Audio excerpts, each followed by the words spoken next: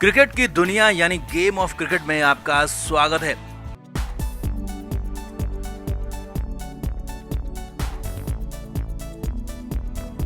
भारत और न्यूजीलैंड के बीच one day series के लिए टीम इंडिया का ऐलान हो गया है। कई बड़े बड़े फैसले हुए हैं, बड़े खिलाड़ियों की वापसी हुई है, तो कई दिग्गज खिलाड़ियों का करियर भी खत्म हो गया। जी हाँ, ऐसे ही बड़े बड़े संकेत मिले हैं इस वनडे टीम से, क्योंकि इस वनडे टीम में गौतम गंभीर का पूरा दखल नजर आया फैसलों में। तो दिखाते हैं, आपको बताते हैं इन बड़े फैसलों से क्या क्या संकेत मिले हैं, किन खिलाड़ियों का करियर खत्म माना जा रहा है और किन को मिल गई आगे के लिए संजीवनी, सब बताते हैं। आप भी इस वीडियो को शेयर करें, कमेंट करके अपनी राय जरूर दें।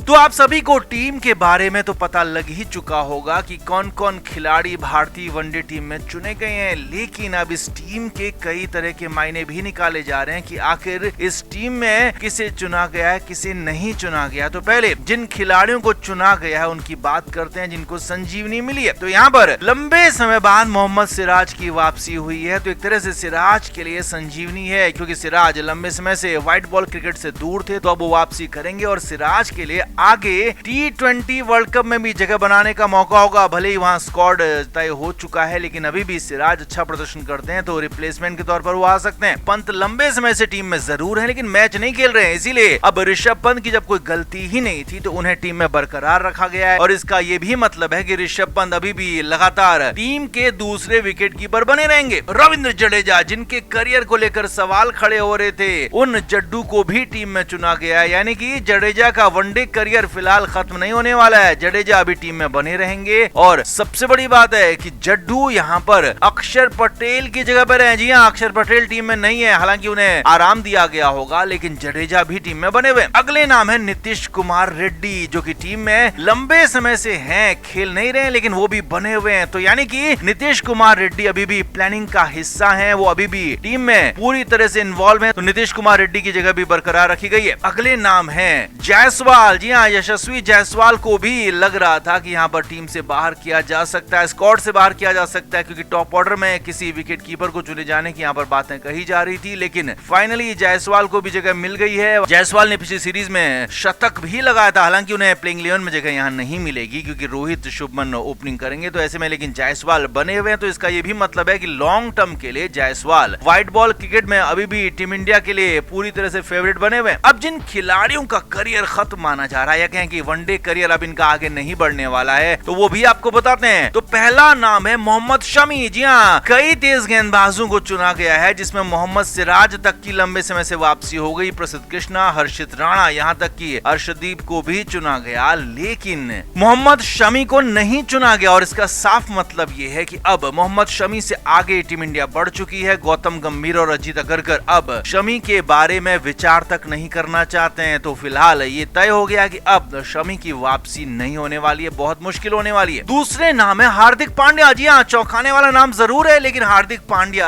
T20 क्रिकेट तो खेलते हैं, लेकिन वनडे क्रिकेट के प्रेशर में उन्हें नहीं झोंका जा रहा है। तो इसका ये भी मतलब है कि अब हार्दिक पांड्या को शायद ही वनडे क्रिकेट में मौका मिले। हालांकि हार्दिक पांड्या अगले साल होने वाले वनडे वर्ल्ड कप के लिए बड़े तुरुप के इक्के साबित हो सकते हैं, लेकिन इसके लिए हार्दिक पांड्या को लगातार मैचेस खिलाने होंगे, लंबी गेंदबाजी करानी होगी। मगर फिलहाल BCCI और गौतम गंभीर हार्दिक पांड्या को वनडे फॉर्मेट से दूरी रख रहे हैं। अब इसकी वजह आने वाला T20 वर्ल्ड कप भी हो सकता है कि उन्हें रेडी रखा जाए, लेकिन जो भी हो, फिलहाल हार्दिक पांड्या लॉन्ग फॉर्मेट यानी कि वनडे से बिल्कुल दूर है और उन्हें फिलहाल आगे भी दूर ही रखने के संकेत मिल रहे हैं। अगला तीसरा नाम है ध्रुव जुरेल, जिन्हें लंबे समय तक मौका दिया गया, लेकिन उन्हें भी खिलाया नहीं गया। जी हाँ, टीम में जरूर रखा गया, मगर ध्रुव जुरेल को मौके नहीं मिले। तो ऐसे में बिना मौका दिए ही जब कोई खिलाड़ी बाहर होता है, तो उसका साफ मतलब है कि अब फिलहाल आगे उनकी जरूरत ही नहीं है। यानी कि ध्रुव जुरेल टेस्ट मैचों में भी जो बैकअप विकेट कीपर के तौर पर खेलते रहे हैं, तो यहाँ वनडे में भी बैकअप विकेट कीपर थे, मगर अब वो यहाँ बैकअप के तौर पर भी नहीं है। तो फिलहाल अब उनको वनडे में लंबे समय जगह नहीं मिलेगी, क्योंकि यहाँ पर तय है कि केएल राहुल खेलेंगे बतौर विकेट कीपर, उनके बैकअप है ऋषभ पंत, तो ध्रुव जुरेल की जगह बिल्कुल नहीं बनती है। अगला नाम ऋतुराज गायकवाड़। पिछली सीरीज में, वनडे सीरीज में चौथे नंबर पर खेले, जबरदस्त खेल दिखाया, लेकिन इसके बाद भी ऋतुराज को स्क्वाड से ही बाहर कर दिया। हालांकि मजबूरी भी कही जाएगी, क्योंकि यहाँ पर श्रेयस अय्यर और शुभमन गिल दोनों की कप्तान और उप कप्तान के तौर पर वापसी हुई है। लेकिन उसके बाद भी ऋतुराज को टीम में बनाए रखा जा सकता था। नीतीश कुमार रेड्डी की जगह ऋतुराज को टीम में बनाए रखा जा सकता था, क्योंकि ऋतुराज यहाँ पर अगर श्रेयस अय्यर फिट नहीं होते हैं तो उनको यहाँ पर खेलने का मौका मिलता, लेकिन ऋतुराज को स्क्वाड से ही बाहर कर दिया। तो इसका ये भी मतलब है कि फिलहाल अब ऋतुराज को लंबे समय तक टीम से बाहर ही रहना होगा और उनकी उम्र भी बढ़ती जा रही है। तो ऐसे में उनके लिए वापसी करना भी फिलहाल अब मुश्किल होने वाला है वनडे टीम में। अगले नाम ईशान किशन, विकेट कीपर बल्लेबाज हैं, टॉप ऑर्डर में खेलते हैं, तेजी से रन बनाते हैं, तो उनका वनडे टीम में चुना जाना लगभग तय माना जा रहा था और वो एक साथ ऋषभ पंत और जायसवाल के रिप्लेसमेंट माने जा रहे थे कि उनको टॉप ऑर्डर में शामिल करके यहाँ पर एक तीर से कई निशाने लगाए जाएं। लेकिन फिलहाल ईशान किशन की वनडे में वापसी पर ब्रेक लग गया है और ईशान किशन फिलहाल वापस नहीं आए। तो इसका ये भी मतलब है कि उन्हें पहले T20 में परखा जाएगा। अगर बेहतर कुछ हुआ तो ही उनको आगे मौके मिलेंगे, नहीं तो फिलहाल उनके लिए भी आगे फुल स्टॉप लग सकता है वनडे टीम में। तो कुल मिलाकर ये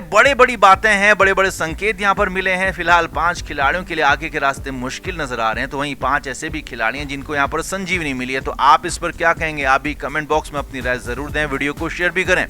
तो रोहित और विराट दुनिया के सबसे बड़े खिलाड़ियों में से एक है, ये हम सभी जानते हैं, मानते भी हैं। लेकिन उसके बावजूद दोनों इस उम्र में भी फिट हैं, ये इससे भी बड़ी बात है। लेकिन उसके बावजूद भी ये दोनों खिलाड़ी सिर्फ एक फॉर्मेट खेलते हैं और वो है वनडे। अब पूरा का पूरा सिनेरियो इसी पर टिक गया है। जी हाँ, दोनों के वनडे मैच खेलने पर असल में रोहित और विराट को पहले टीम से बाहर पूरी तरह से करने की तैयारियां चल रही थी। तो अब इस बीच बीसीसीआई को अपनी शीट्स में कुछ ऐसा दिखा है जिसने बीसीसीआई को मजबूर कर दिया है कि वो यूटर्न ले ले। अब पहले बीसीसीआई की कागजात में, बीसीसीआई की शीट्स में क्या दिखा वो देखिए। असल में भारत और न्यूजीलैंड के बीच में 11 जनवरी से 3 वनडे मुकाबलों की सीरीज होनी है और इन वनडे मुकाबलों के लिए टिकट्स सोल्ड आउट हो गए। जी हाँ, ये खबर आपको बता रहे हैं, बहुत बड़ी खबर बता रहे हैं कि पहले मुकाबले के जो वनडे के टिकट थे वो खोले गए और पहले 10 मिनट में ये टिकट्स सारे के सारे सोल्ड आउट हो गए। हालात ये थे कि रोहित और विराट को देखने के लिए क्रिकेट फैंस में जबरदस्त जोश नजर आया कि कहीं ऐसा ना हो कि अगली सीरीज में दोनों खिलाड़ी ना दिखें, अगली सीरीज ना खेलें। इसीलिए हर कोई चाहता है कि रोहित और विराट को देखते हुए यहाँ पर मैच देखें। तो इसीलिए 10 मिनट में, जी हाँ, 1-2 दिन की बात नहीं हो रही बल्कि 10 मिनट में यहाँ पर भारत और न्यूजीलैंड की वनडे सीरीज के टिकट्स यहाँ पर सोल्ड आउट हो गए। अब पहला मुकाबला वडोदरा में होना है, उसके ही टिकट यहाँ पर खोले गए थे। अब हालात ये हैं कि राजकोट में भी टिकट तुरंत ही बिक जाने हैं, क्योंकि वहां पर भी दूसरा वनडे मुकाबला खेला जाएगा। तो वहां पर भी पूरे तरीके से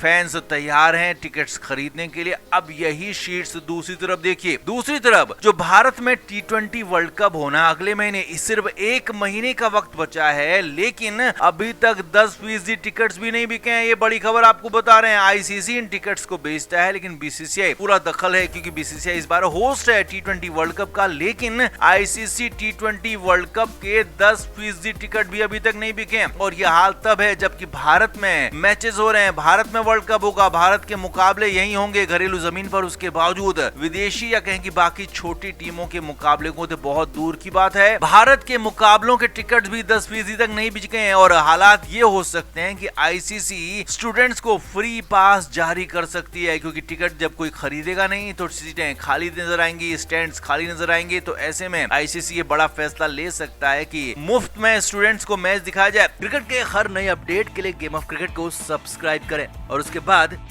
बेल आइकन को प्रेस करना ना भूलें, ताकि सिर्फ आपको मिले गेम ऑफ क्रिकेट की हर खबर सबसे पहले।